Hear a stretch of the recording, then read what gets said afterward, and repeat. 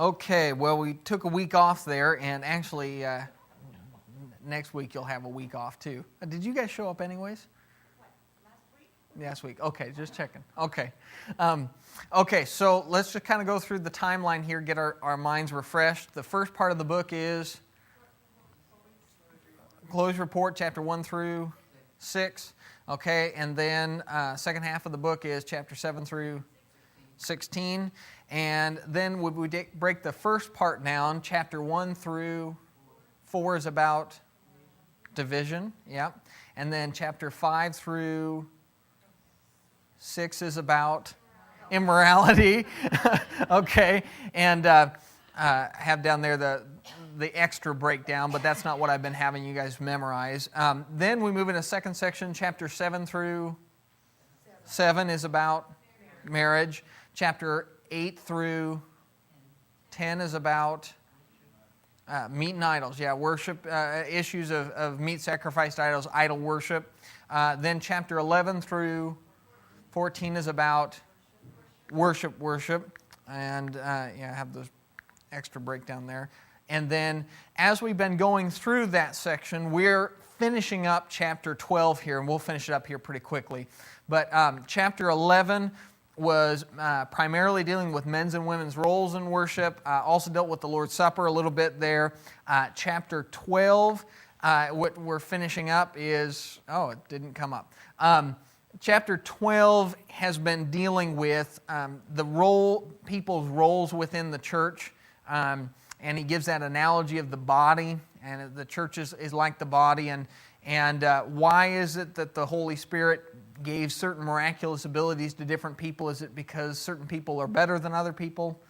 No, it's just for different needs. And so then chapter 15 is about resurrection. Chapter 16 is concluding remarks. I decided apparently to give you guys that this time. So just to technology is a wonderful thing. Okay. Now, we covered this before, so I'm not going to go in depth with it, but I just want to kind of get it back into our minds as we cover chapter 12, dealing with spiritual gifts. Paul lists the various types of spiritual gifts, and we talked about last time, our knowledge of this is not real deep. In other words, if you say, Scott, what's the details about these different spiritual gifts? I'm going to have to tell you, look, your guess is as good as mine. All I have is what's written, which is pretty vague. One was miraculous wisdom. They also had miraculous knowledge. The difference really between wisdom and knowledge, miraculous wisdom and miraculous knowledge is kind of like the difference between wisdom and knowledge, right? You can have somebody who's very knowledgeable but not very wise. You can have somebody very wise but they don't know a whole lot about things. So they were both given in a miraculous, supernatural sort of way. Miraculous faith. And the big thing with that one, if that one comes up and somebody asks you about miraculous faith, you have to remember that this was a miraculous ability given to somebody who already had faith, right? We're not talking about taking an atheist and miraculously turning them into a Christian. We're talking about somebody who was going to face very specific persecution like the apostles did, and they were going to need that extra oomph of boldness and energy to handle things that normal people just didn't handle. I mean, as you go through the first century church and it's spreading, there were situations they faced that we just simply have never faced since. And so that miraculous boldness was given, that courage. Miraculous healing, this is one probably the most familiar with, the ability to heal sicknesses and disease and whatnot. Miraculous prophecy, also one that when people think of miraculous abilities is probably one of the more common ones, the idea of being able to predict what happens in the future. He talked about miraculous discerning of spirits, which is kind of an interesting ability. It was a supernatural ability to discern between true prophets and false prophets. So you can go and say, that guy's lying, that guy's telling the truth. You know, that guy's from God, that guy's a charlatan. And so you would be able to do that. And the church needed that because they didn't have what we use to discern spirits. What do we use to discern spirits? We use Bible. And so they didn't have that, so they needed something else. Miraculous speaking in tongues. This was the one that the Corinthians were the most impressed with. This was, for whatever reason, this particular miraculous ability was something the Corinthians really were enthralled with. It was exciting. It was impressive to them. And I guess I can kind of see that. If you had a guy who could get up and miraculously speak in 12 different languages or something like that, you'd be impressed too. You wouldn't learn much, but you would go, wow, that's something. And so that was just a miraculous ability to speak in tongues. And then there was also kind of a counterpart to that, which was the miraculous ability to interpret tongues. So somebody could be talking in a foreign language, and this person could miraculously interpret what was being said. And so those were the variety of spiritual gifts that were in the church at the time, the different supernatural abilities they were dealing with. And by the time we get to chapter 13, Paul's going to say something about them. They're going to go away. They're temporary. But while they were there, it was something the church had to deal with, in that some were more impressive than others. People would get caught up in the moment of it, just like we would. If somebody could miraculously heal people, they'd probably get a certain amount of attention, I would think, in the church. We've got to be kind of honest about that. That's just human nature there. And so as you go through it, that was something the church was struggling with, in Corinth especially, with the divisions and the problems that they had. And they were already struggling with, I like this guy, or I like this guy, and they kind of got caught up in the popularity contest. Well, this added to it. So that was Paul's explanation of it. And then as we've gone through chapter 12, and we're almost done with it at this point, Paul's point was, all of those miraculous abilities, doesn't matter which ones you give, they are all given by one Spirit. There is one mind controlling the fact that this guy can speak in tongues, and this guy can prophesy, and this guy can heal people. There is one divine deity, the Holy Spirit, who's controlling all of that. And so if He's controlling who gets what in the church and who has what abilities in the church, then ultimately it's kind of like the human body. And if you take the Holy Spirit and you compare Him to the human mind, well, the human mind, it controls the eyes, it controls the ears, it controls the hands, it controls the nose, and the mind is the important part of the body. Because at the end of the day, you say, well, here's some eyes and they can see, and here's some ears and they can hear. Well, what's controlling all of that? It's that one mind, isn't it? And you say, well, if you take the mind away, how valuable are the eyes? They're useless. And yet, here it is in the human body, we understand that you have eyes, you have ears, you have fingers, you have toes, you have ligaments and joints and tendons and all these different abilities, and really you need them all. Your body functions best when all of them are working together under the control of one brain. Now, if the brain's not in control, then you have chaos, right? If you have all those different parts to your body, but you have no brain controlling it, that's a problem. Or if you have the brain willing to control them, but all you have is eyes. I mean, you think about it, we have certain diseases that humans face where all they can really do is sit inside their body and they can look out, but they can't do anything other than see what's going on. Wouldn't that be a horrible condition to be in? It's just terrifying. There was a story on the news about a guy, I think he'd been in a coma 8 years. 8 years he'd been in a coma, and I'm using the wrong terminology because they said it wasn't really a coma, it was this. They thought he was in a vegetative state and was totally unaware of his surroundings.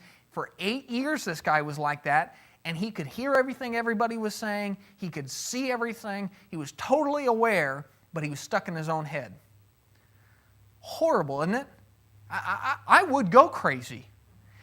And that's an example of what happens if the mind only has some things. If all you had were eyes and ears and a nose that could smell, but you couldn't talk, you'd be really upset, wouldn't you? You'd be really frustrated. Matter of fact, we can even see that with little kids.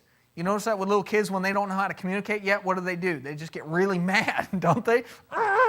And because they're trying to get a thought across to you and they can't quite get it yet. Well, that's Paul's point is, here it is, you guys have been saying, ooh, I like this gift. I like this miraculous ability. I like this guy because he can heal people. I like this guy because he can speak in tongues. And you guys are getting all wrapped up in that, and you missed the point. Every single one of those miraculous abilities were put in the church for a purpose, for a time, right? And you needed all of them.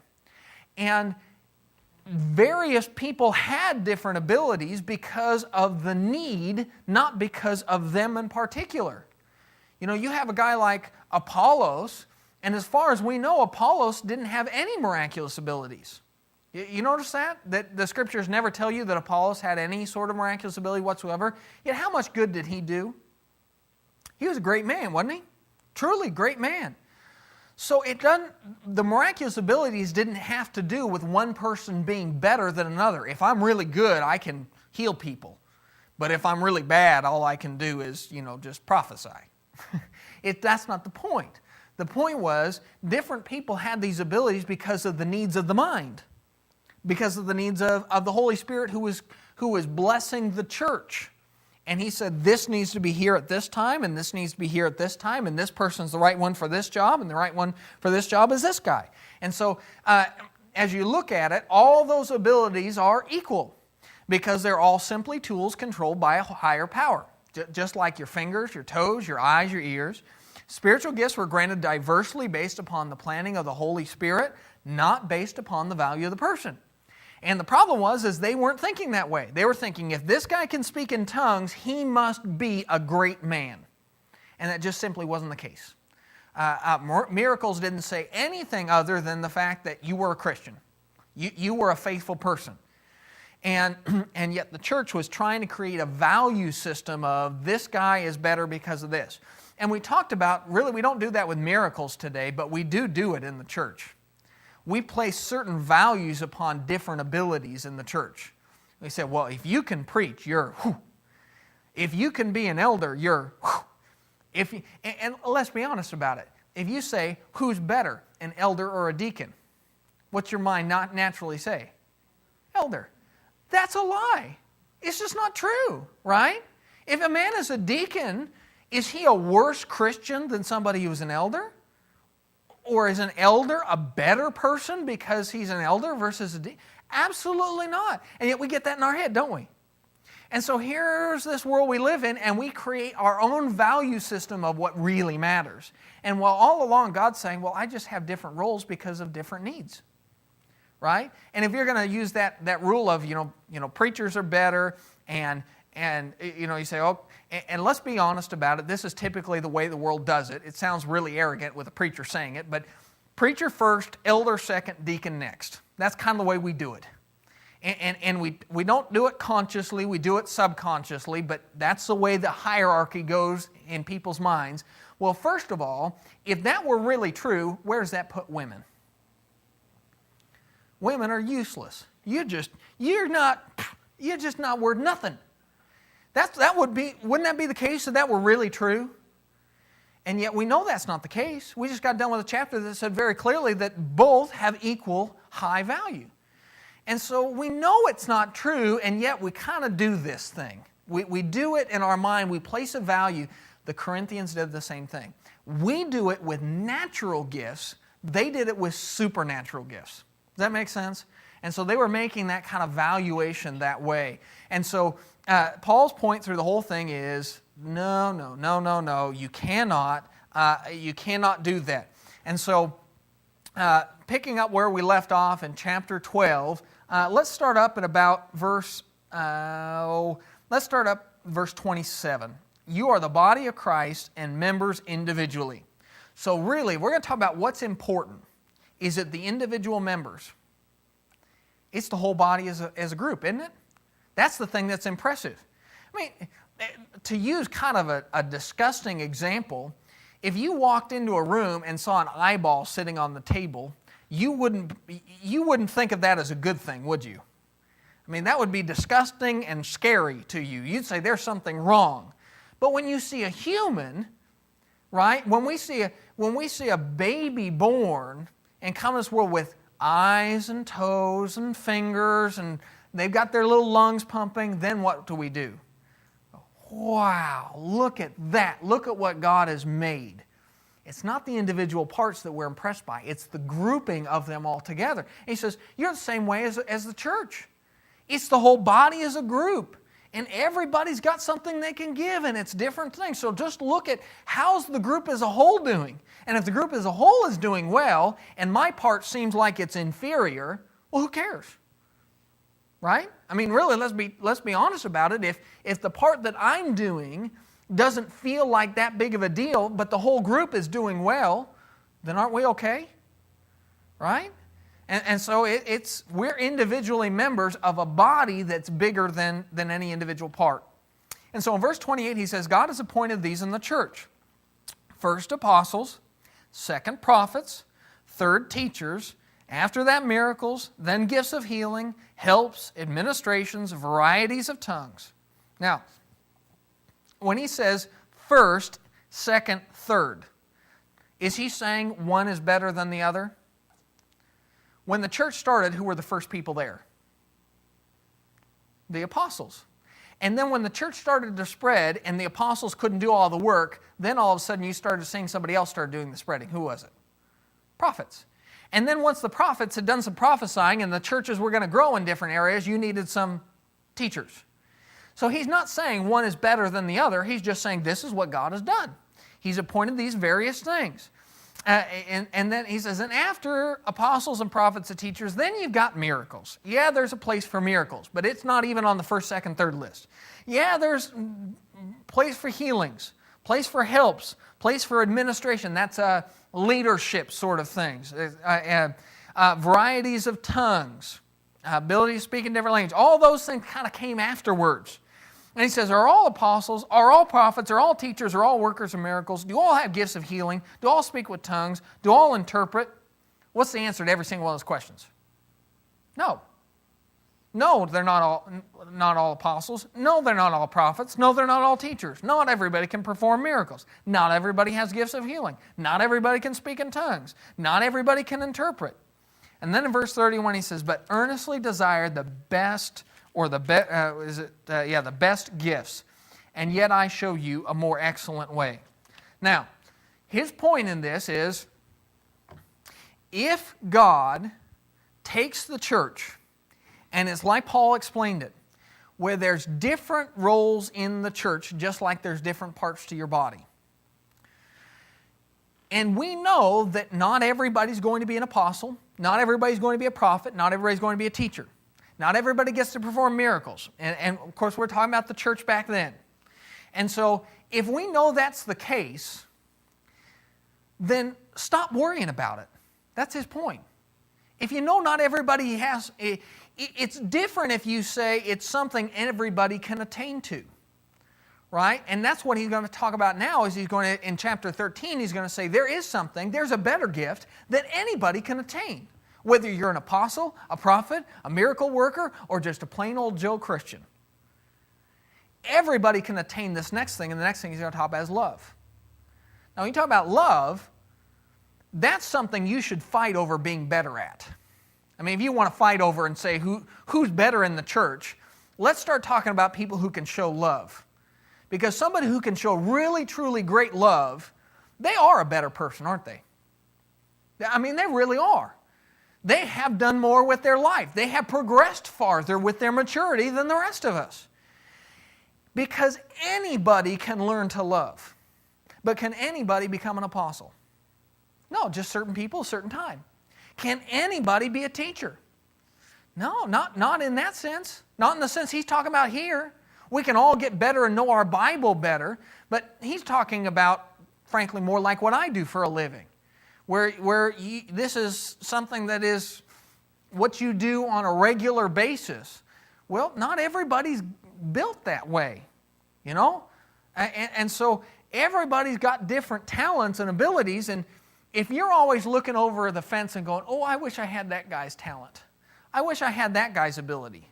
Well, how productive is that when you're doing the grass is always greener thing?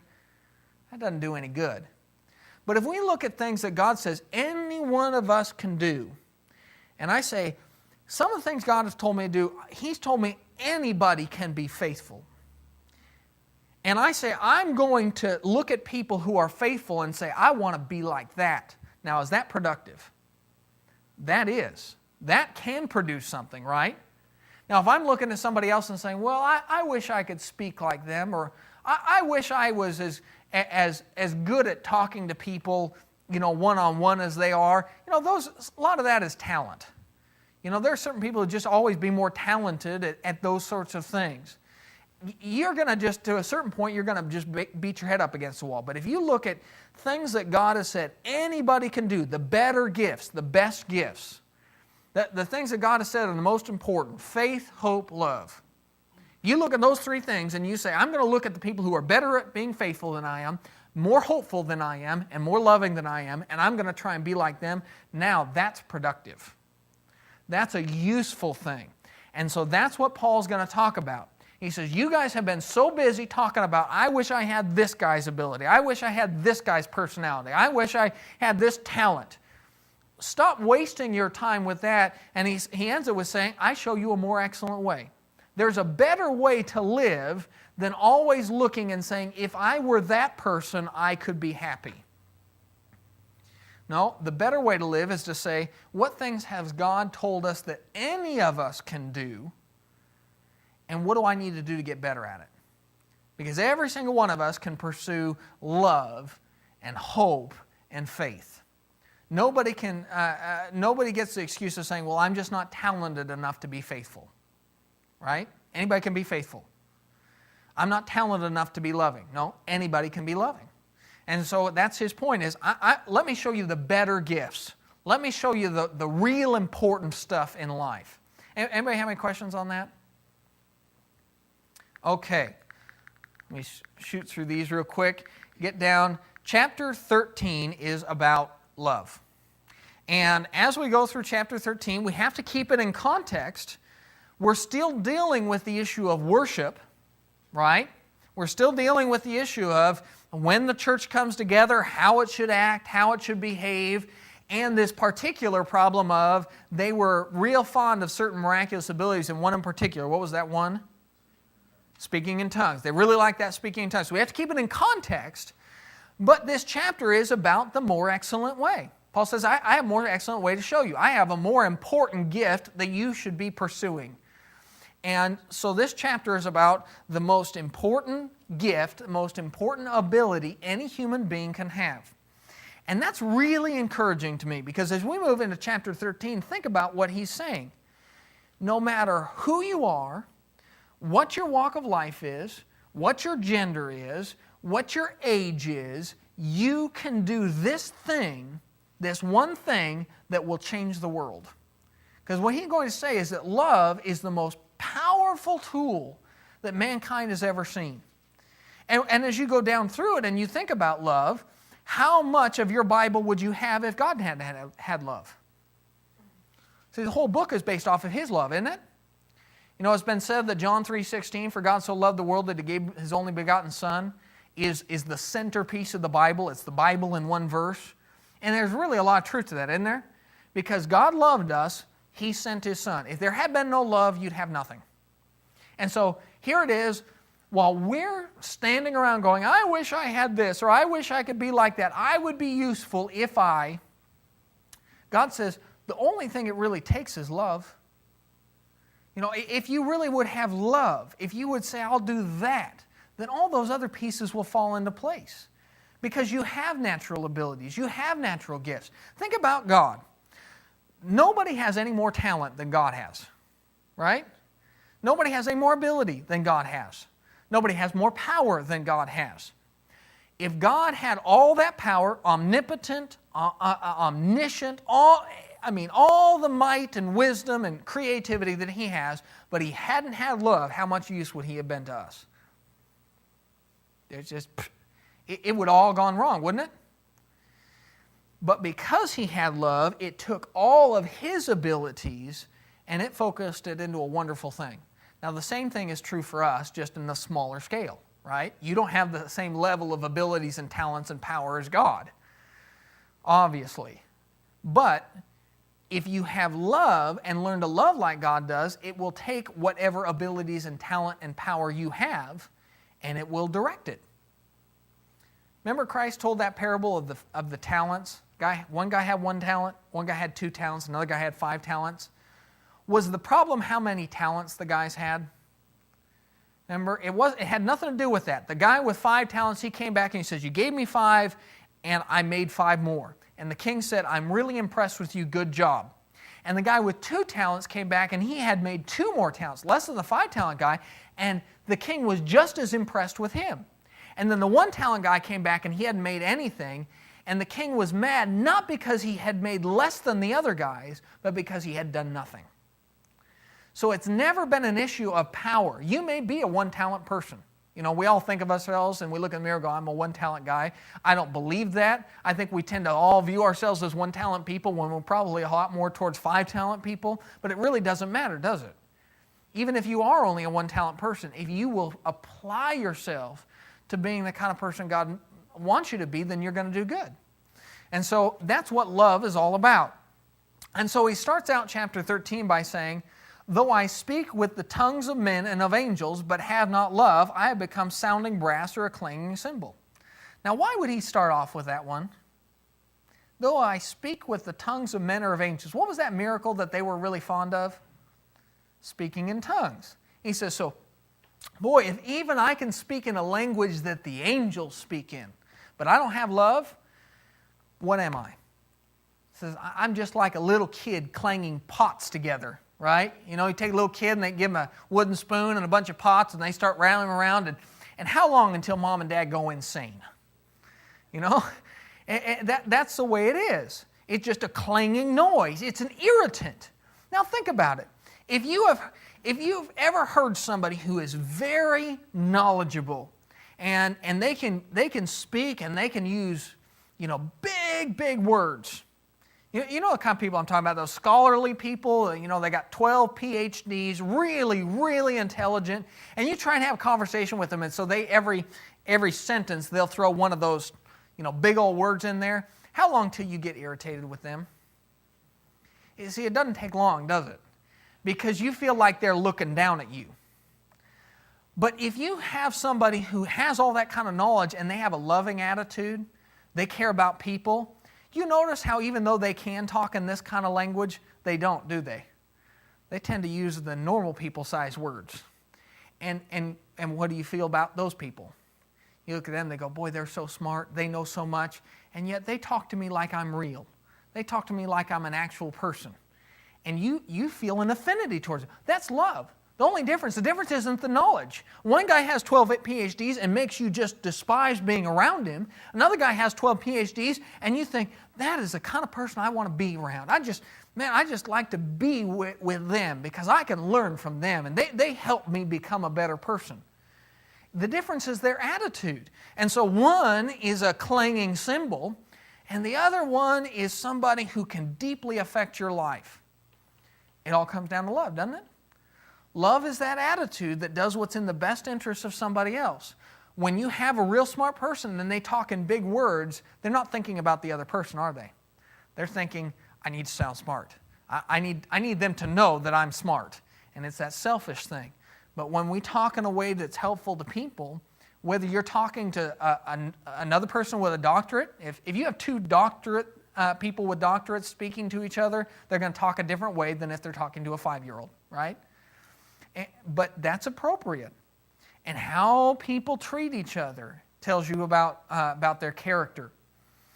Verse 2 says, though I have the gift of prophecy and understand all mysteries and all knowledge. So now we're talking about if I have that miraculous ability of understanding everything and I can see the future. And though I have all faith. Even if I was somebody who I have the kind of faith that I could remove mountains. Remember how Christ told his apostles, if you'll even have faith like a mustard seed, you could move a mountain from here to there. Maybe I had that kind of courage. Maybe I had that kind of boldness. He says, but have not love, I am nothing. Now I want you to think about this one for a second because this is a surprising one, especially the faith part. If you have somebody who has faith, they're bold, they're courageous. You know, they can stand fearless in the face of false teaching, and they're the kind of person that will talk to anybody about the gospel. And they will not move an inch against false doctrine. They're tough. Well, I've seen some real tough Christians that wouldn't move an inch, and they won't move an inch. And they're really hard to get along with. You ever met somebody like that? Real faithful. Oh yeah, they won't budge, but boy, they don't have any sense of kindness either. Boy, if you are doing the wrong thing, they're going to show you with all boldness that you're not doing the right thing. And they're going to hit you with that full steam. And there's a roughness and an abrasiveness to them, right? Well, that's faith. You can't say they're not faithful, right? Oh yeah, they'll do what God says. God says it, I'll do it. If whatever the verse says, I'll do. And they've got it, but they do it with their fists clenched, right? They've got that, and you go, boy, I know they're faithful, but can they kind of be faithful over there? Because it's hard for me to deal with that kind of abrasive personality. Well, once again, if somebody has faith like that, but they also don't have love, there's that abrasiveness, that bluntness, that rudeness. Well, how much good are they going to do in the church? They can be right. They can understand all prophecy, all mysteries, all knowledge, totally right on every biblical doctrinal subject, and nobody wants to listen to them. Right? Nobody wants to be near them because they're going to make you feel bad about it. There's a story I was told one time about a guy who had been studying with this preacher, and I think they'd been next door neighbors. I think that's what it was. There was this preacher was a next door neighbor to this guy, and this guy was not a Christian. And so every time they were out mowing their lawns, this preacher was this guy with all faith, but not a lot of love. And so he'd talk to his neighbor, and he'd just hammer him with the scriptures. And it got to where, that guy didn't even want to go out and mow his lawn. He didn't want to be, oh man, that guy's out there. And so, sneaking out in the middle of the night to take the trash out to the curb because you don't want to run into him, that kind of thing. And one day that guy, he saw it. And it wasn't through this preacher he was living next to, but somehow, some other way, he had figured it out and realized, my neighbor's right. I need to obey God. I need to be baptized. And he drove 3 towns over to have another preacher baptize him. Well, why did he do that? Because I didn't want that guy to do it.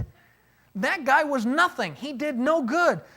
Somebody else who had love, probably a lot less knowledge, a lot less boldness, had done more good.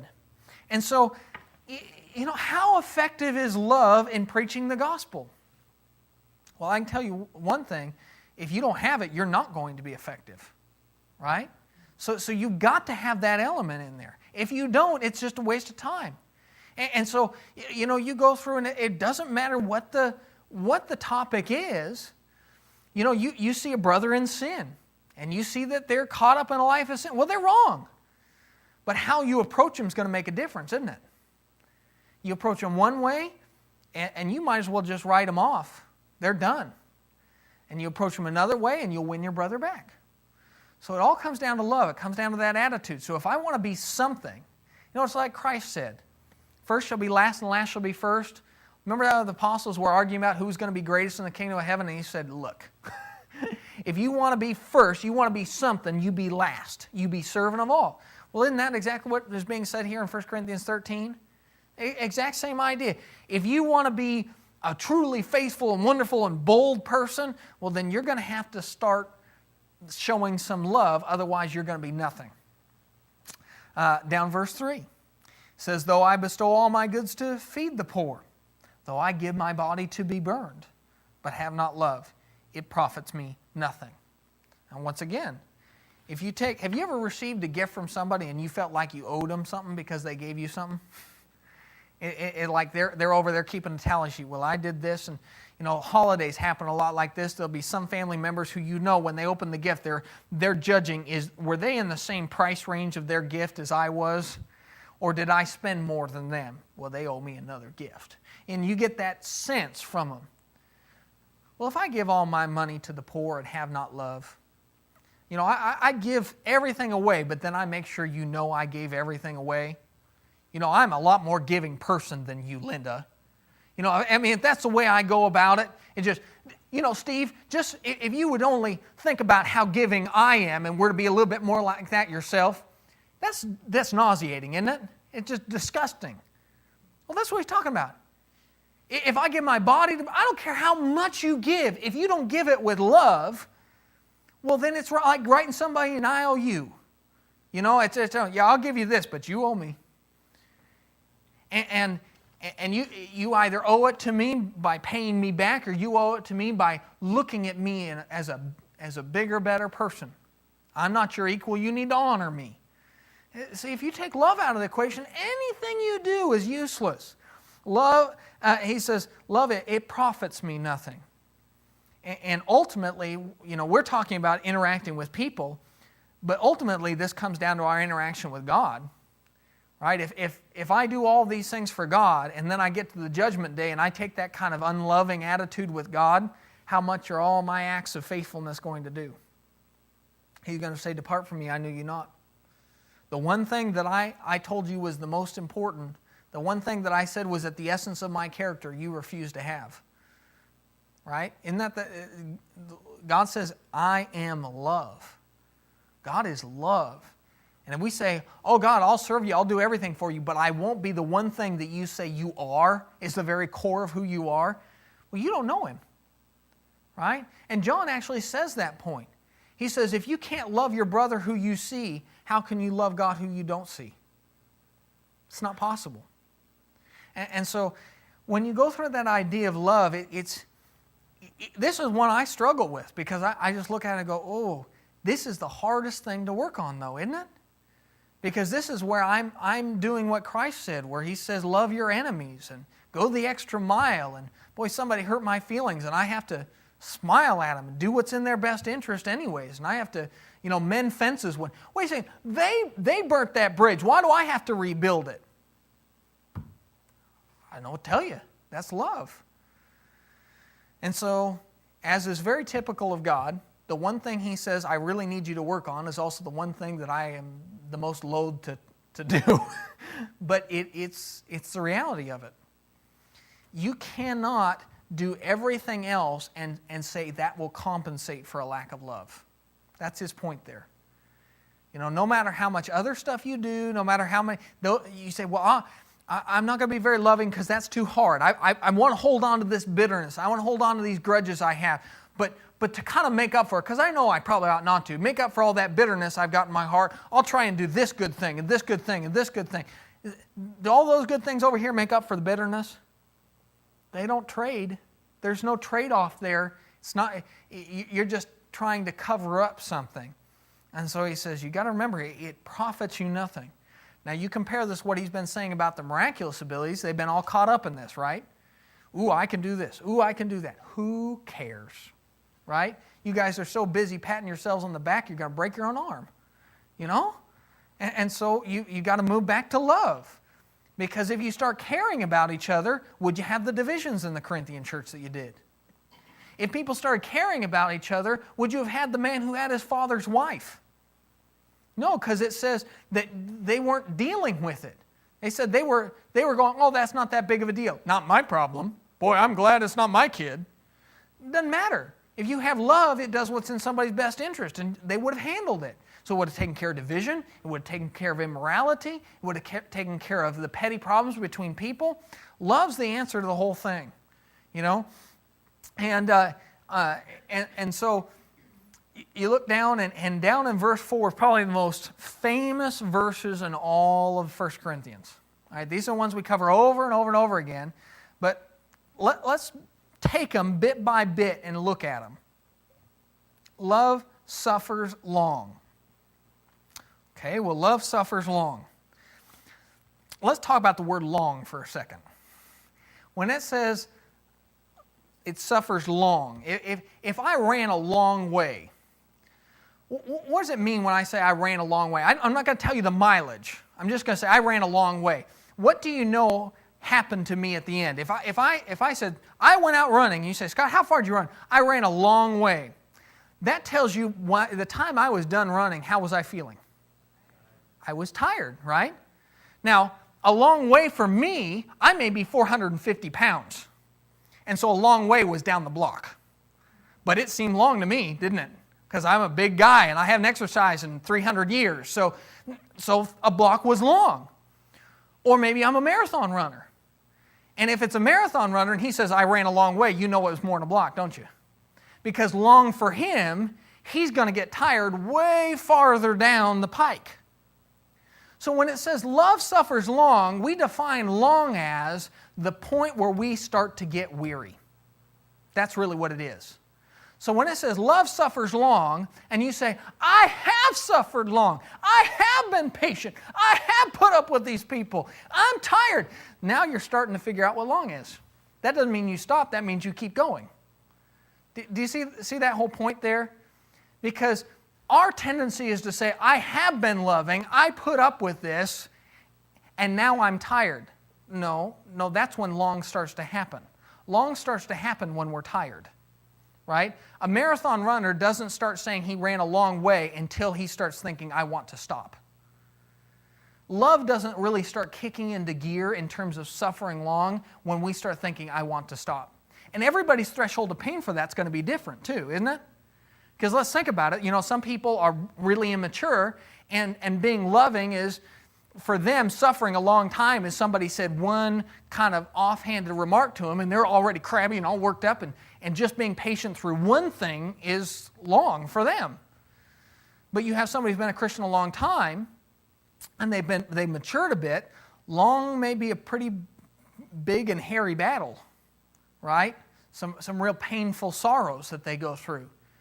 But no matter what, long kicks in when you suffer. It doesn't begin till then.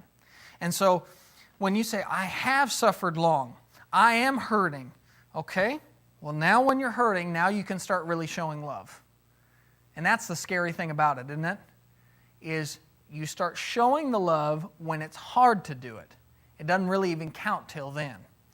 Love is kind. You talk about love being kind. Well, what is kindness? So somebody did a kind thing for me. Well, it was out of the ordinary is really what it is. Somebody did something that was gentle. It was something that was thoughtful, right? When somebody gives you a kind gift, you say, oh, well, it was something unexpected and generous, and I just would have never thought about it myself, and I can't believe you even noticed. That's what kindness is. And so we talk about in the church, we need to be kind. Love is kind. Well, that means we need to be looking around at people who maybe aren't telling us that they have problems or telling us they have needs, but we need to be keeping an eye out for it anyways, right? And so you look around and you go, well, hey, it looks like so-and-so might be kind of hanging out at the outskirts. What can I do to bring them in? What's some kind thing that I could do for them? Maybe I can write them a kind thank you for something they did for me that I meant to tell them thank you, but I just haven't. Those sorts of things, that's kindness. It's those small, we sometimes say random acts of kindness, those things that you do that nobody expected you to do, you didn't have to do, and yet it goes a long way to helping people. If everybody in the church were to do random acts of kindness, how much good would we do? It'd be pretty impressive, wouldn't it? If all we did was that, I said, every day I'm going to do one random act of kindness to somebody. Well, you'd be impressed. I think we'd all be amazed at what could happen if everybody in the church did that. Love does not envy. Well, boy, that's a problem, isn't it? Because when was the last time somebody had something that you wanted? The first time you have a difficult time in life, you're going to look at somebody else who isn't going through it, and you're going to get mad at them just for existing. You're in a hard economic time and you don't have 2 nickels to rub together, and some guy out there is about to go, and buy a big old bass boat, and you're going to be mad at him. Well, do you really have a right to be mad at somebody because they have money and you don't? No, but you will. See, it'll bother you. Well, love doesn't envy. Love learns to you're happy if they're happy. Well, but I'm not happy. Well, that doesn't matter. They are right now. Just be happy for them. Rejoice with those who rejoice, right? And that can be a difficult thing, and it's especially difficult when we don't feel like we personally want to rejoice, right? When we're not in a partying mood ourselves and everybody else is, that's hard. But love learns to look at other people, and when good things happen to them, I'm happy for them. And I don't need to think about, well, if I had that, I would have. You don't know. You don't have that. That's the whole point. And so, love does not envy. Love does not parade itself. It is not puffed up. Well, parading itself, it's like that guy I was telling you about with 15 PhDs and he uses the big words. What's he doing? He's parading himself. He's showing everybody, look at me, look at me. I need the attention, right? This is a very normal thing for little children to do. We see this in little kids. Mommy, mommy, mommy. How many times have you ever seen a little kid? Mommy, mommy, mommy. And why do they do that? I want attention. I want attention. Pay attention to me, me, me, me, me. You know, the kids hanging off arms and stuff, you know. The reason they're doing that is because they're immature. Now, it's perfectly legitimate for children, but what's scary is how many times are we me, me, me?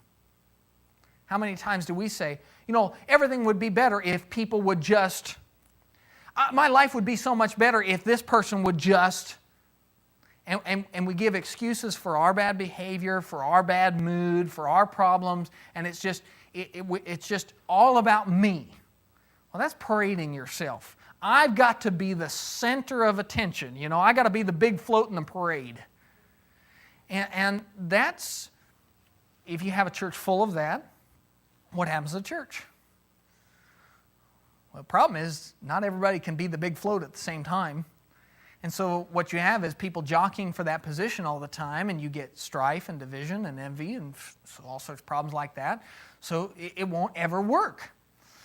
And so we have to think of the church, no, I don't parade myself around. It doesn't have to always be about me.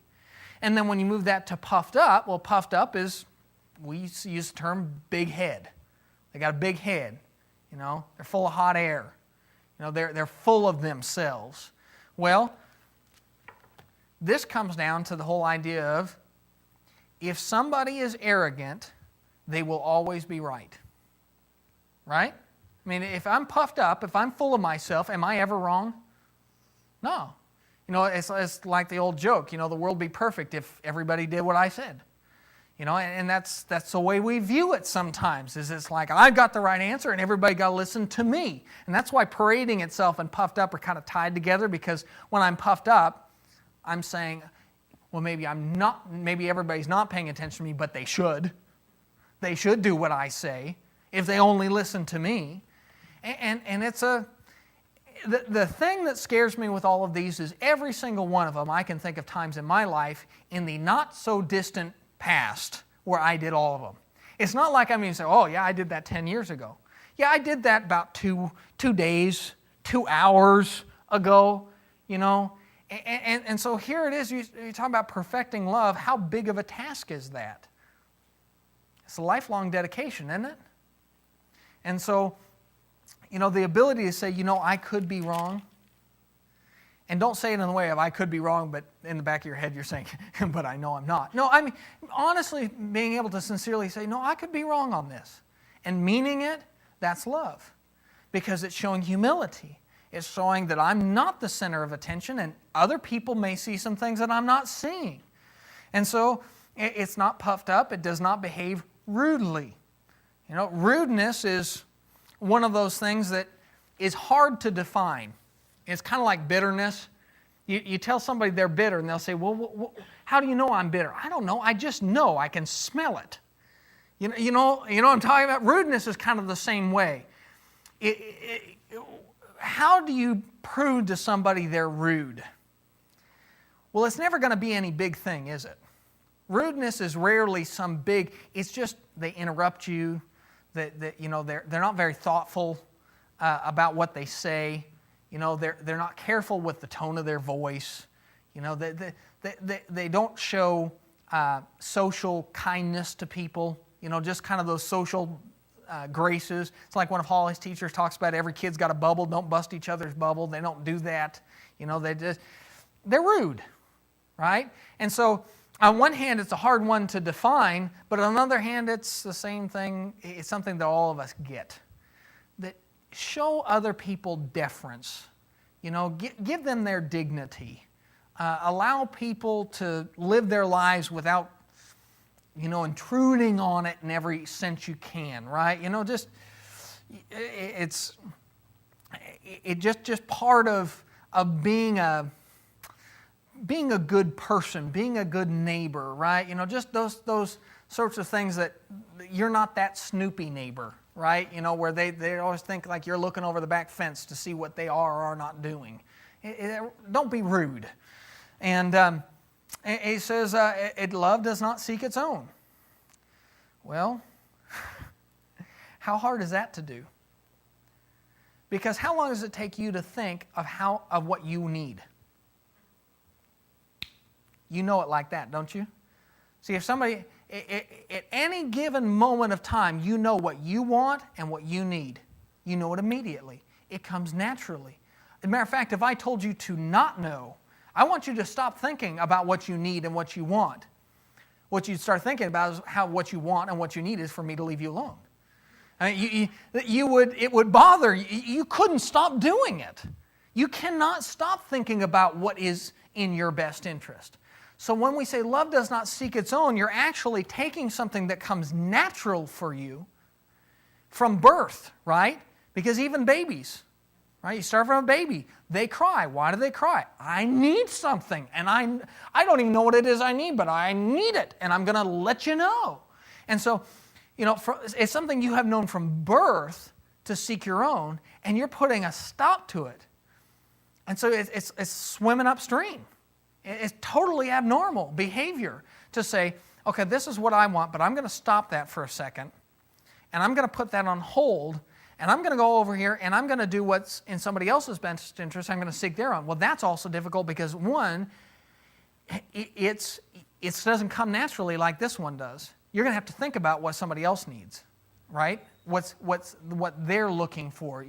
It's a process of getting inside somebody else's head, showing compassion, showing humility, and, you know, having that kind of merciful attitude towards other human beings, a servant's heart.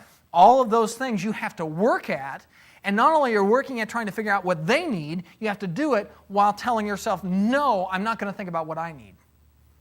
And so love not seeking its own is a skill. And that's one of the things that I think is important to understand about this. This whole chapter about love starts with Paul saying, I show you a more excellent way. Seek the better gifts.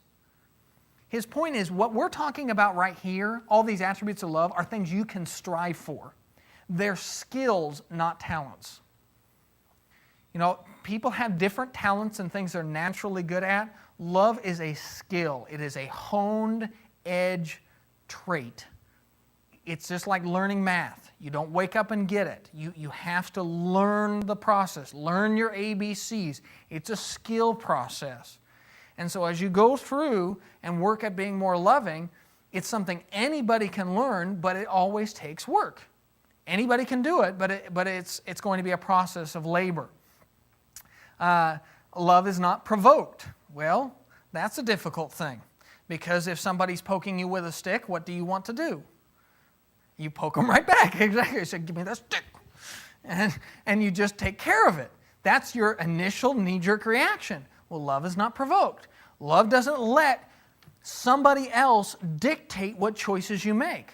Now, it may be that the right action is for you to take the stick and poke them back with it. I don't know. But the point is you're not doing it out of anger, right? And you talk about a good example of it is with parenting. Should parents discipline their kids? Yeah. If they don't, we got problems. But should they discipline them because their kids provoked them? No. Spanking your kid out of anger is very different than spanking your kid out of discipline. Right? One was a deliberate decision made off of the evidence and off of what is in the best interest of the person involved. Another is I let my emotions get out of control and I did something without thinking about it. So when it says love is not provoked, we're not saying that you don't have any teeth. There's time for Christians to show that they're more than just bark. They got some bite too. But you show it when you think it's right time to show it, not because they got under your skin. You know, you draw that line in the sand and you say no farther, not because you're mad, not because you're tired, not because you're frustrated, but because that's where the line should be. And so that's what being provoked is. When somebody provokes you, you let them push your buttons. And they push your buttons enough times until you just lost your cool. And really, people in the world are very good at this, and especially when they find out that you call yourself a Christian. I guess what they're going to want to do Is they're going to say, oh yeah, you say you're a Christian? You're no better than me. Here, let me poke, until you get mad and they say, you call yourself a Christian. And they'll play that game with you. Well, that's where love is not provoked. You let them win. You let them have control when you do that. And so you say, no, there may be a time where I tell you no more, but it's going to be on the time schedule I decide, not because I let you get under my skin and provoke me by pushing my buttons. Does that make sense? Okay, let's see here. Love thinks no evil. Well, see the problem with these set of verses? You just end up feeling really inadequate. Love thinks no evil. Love doesn't dwell on evil things. And this is where you can see, like, bitterness is a great example of thinking evil things. It's not that the thought popped into your head for a moment. It's when somebody's bitter, it's not that an evil thought popped into their mind about somebody else. It's that it consumed them, didn't it? They dwell on it, and it worked it up into a fervor, and ooh, yeah, I know how I could get that guy. And you you do this. A lot of times we'll do this when you get in an argument with somebody, and then or somebody says something mean to you, and you go home and you spend the next 6 hours thinking about what you should have said, right? Well, you're dwelling on evil. Don't let it go. A lot of this comes down to, am I going to let somebody else dictate the way I live? Am I really? Because the funny thing is when I allow myself to be provoked, when I allow somebody to get me so I'm seeking and thinking and dwelling upon evil, who's controlling my life now? It's not me, and it's definitely not Christ. And so I've given up control to somebody else. Let's see here. Love is not provoked, and love does not thinks no evil. We're going to stop right there. We'll pick up in verse 6. Like I said, this section, as you go through love, there's two ways to do it. I can just breeze through it, or we say, hey, there's some big things here. Yeah? I just mine said, after provokes them, does not take into account long suffered. Mm-hmm. It seems like it's a different translation. Yeah. As a matter of fact, let me look up in my Greek here real quick, and I'll give you they're both going for the same sense, because thinks no evil. That's why I give you the example. You say somebody says something mean to you, and you go home and you just churn up on it. Well, that's taking into account a wrong suffered. You're dwelling upon evil. But down verse 5,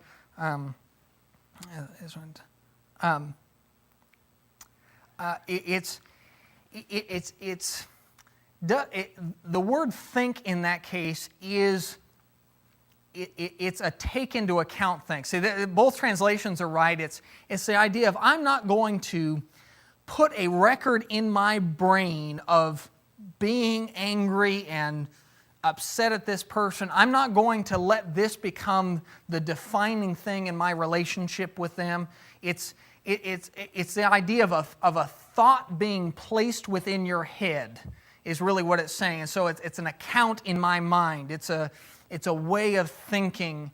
And that's why I say it's not, when you say thinks no evil, I don't want you to think, I thought something for half a second and it's gone. No, it's more than that. It's this dwelling upon, churning upon.